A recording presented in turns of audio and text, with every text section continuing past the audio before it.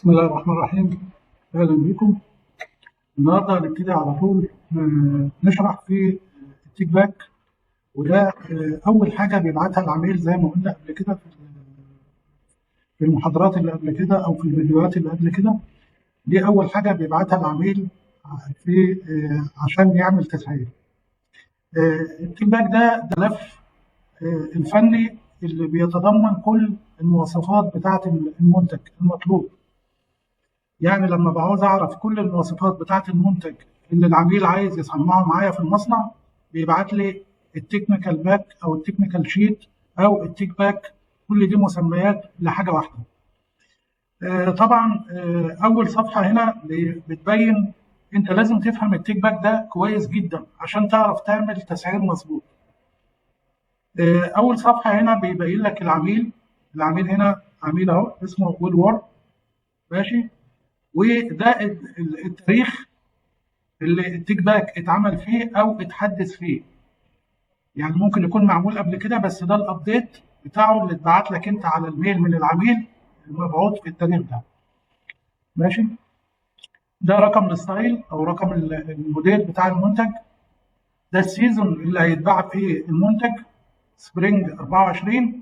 وقلنا قبل كده ان في مساله السيزون ان في عملاء بتقسم السنه لاثنين سيزون، وفي عملاء بتقسم السنه لاربعه سيزون، كل سيزون 3 شهور. هنا بيديك السايز رينج، انت عارف هنا اهو ده هتسعر من مقاس 4 لغايه مقاس 18، ماشي. ده في حاله لو انت اشتغلت اوردر اونلاين، وفي لو اشتغلت اوردر اي كوم هيبقى من مقاس 2 لمقاس 22، ماشي. ده السايز رينج او نطاق المقاسات اللي الطلبيه هتكون محصوره فيها يعني او موجوده فيها. هنا الويت بتاع الجارمنت او الوزن المحتمل 9.6 اونص. 9.6 اونص، ماشي. طب المواصفه بتاعت المنتج ده عباره عن ايه؟ عباره عن ستريت هاي رايز. يعني ده شكل الموديل بيبقى ستريت هاي رايز، ماشي.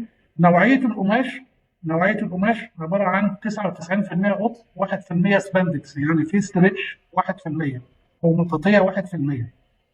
اسم الغسله مستليجه، ده اسم الغسله. انما الفن بتاع المغسله او مدير المغسله بيحول الاسم ده لريسبي او عمليات غسيل هنيجي نشرحها بعد كده يعني، ماشي. البراند اللي احنا هنشتغله في التسعير ده كيركلاند. يبقى كيركلاند ده البراند، والوول وورن ده العميل. وده انا بسميه السكتش او رسمه الموديل صدر وظهر. ده عباره عن بنطلون فايف بوكيت زي ما قلنا قبل كده، عباره عن صدر يمين وصدر شمال وجيب يمين ومعاه جيب الكوين بوكيت او جيب العمله، وجيب شمال. ودايما قلت ايه؟ ان اتجاه البنطلون بيتحدد وهو ملبوس، ماشي. مش انا شايفه ازاي، لا، انا وانا لابسه بيبقى ده اليمين وده الشمال وانا لابس البنطلون. ده برضو هنا الظهر اليمين الظهر الشمال، الجيب اليمين الجيب الشمال، الرايزر اليمين الرايزر الشمال، الكمر، اللوكس.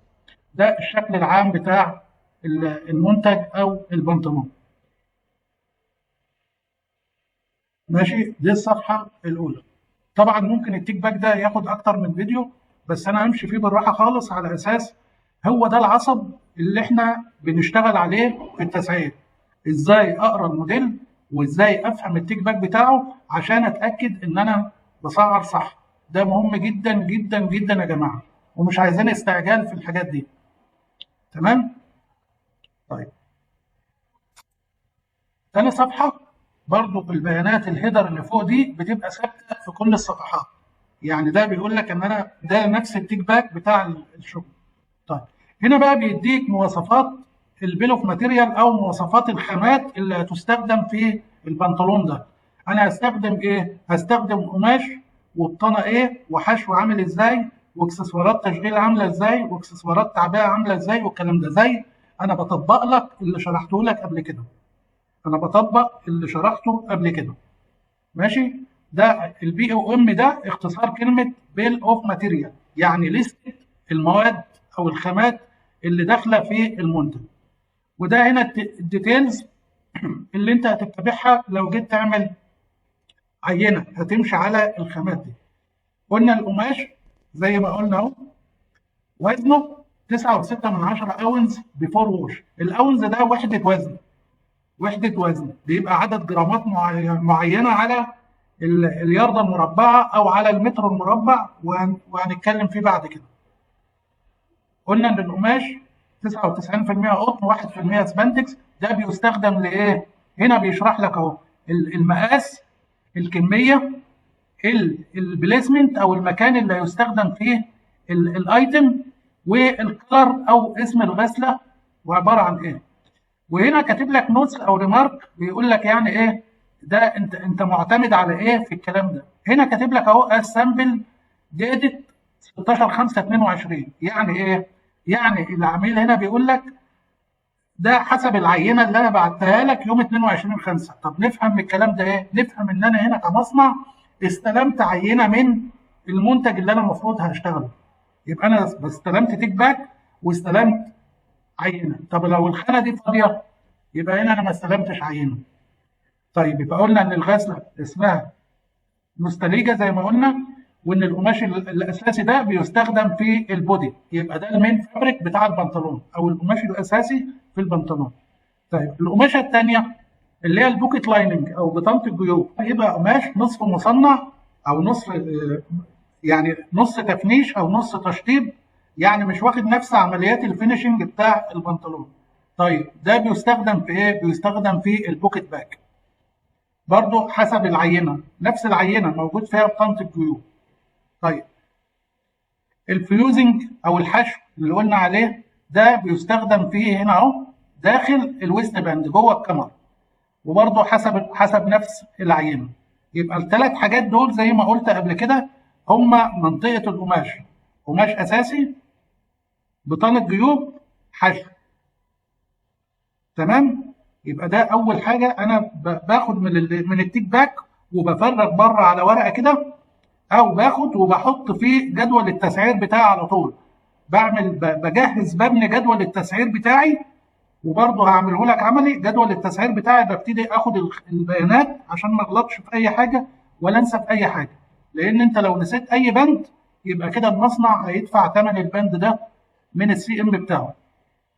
يبقى كويس جدا لازم انت تبقى متاكد ان انت عملت تفريغ للبيانات او المعلومات اللي موجوده في التيك باك، وما نسيبش اي بند، لان البند اللي انت هتنساه كمرشندايزر بعد ما شطبت السعر مع العميل والعميل عمل كونفيرم هتقول له ما ينفعش تقول له والله ده انا نسيت زرار، والله ده انا نسيت ليبل. لا، يقول لك ولا اعرفك، احنا اتفقنا على السعر خلاص. طب معنى كده ايه؟ معنى كده ان الشركه بتاعتك هي اللي هتتحمل الغلطه بتاعتك انك انت نسيت بند من البنود. احنا كده خدنا منطقه القماش، وان شاء الله مكملين في الفيديو اللي جاي عشان مساحه الفيديو بقيه الاصناف واحده بواحده كده لغايه لما نعرف نقرا تيك باك ونعرف نفرغه في جدول التسعير. وده بدايه الشغل العملي اللي احنا هنشتغله مع بعض. اشكركم، وان شاء الله اشوفكم الفيديو الجاي باذن الله.